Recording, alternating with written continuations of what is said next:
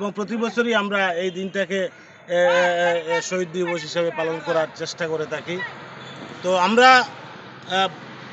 বরাকের বাংলা ভাষাভাষী যারা আছি সবাই আমরা কামনা করি যে এই দিনটাকে প্রত্যেকের কাছে পৌঁছে দেওয়া, যে আমরা বাঙালি এবং আমাদের মাতৃভাষার জন্য বিভিন্ন সময়ে বিভিন্নভাবে আমাদের এই ভাষাকে অপদস্থ করার জন্য, বানচাল করার জন্য, অসমীয়া ভাষা চাপিয়ে দেওয়ার যে প্রয়াস চলেছিল, সেটার বিরুদ্ধে আমরা বারে বারে আমাদের বরাক উপত্যকার বাঙালিরা বীর যোদ্ধারা রুখে দাঁড়িয়েছিলেন।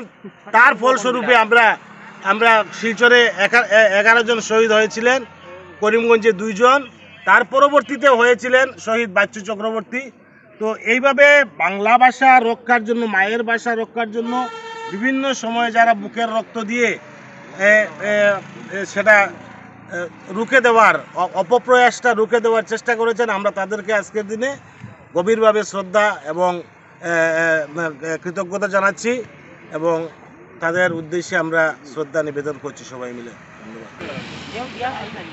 21শে জুলাই পালন করো, পালন করো, পালন করো। 21শে জুলাই ভাষা শহীদ দিবস পালন করো, পালন করো, পালন করো। 21শে জুলাই ভাষা শহীদ দিবস পালন করো, পালন করো, পালন করো।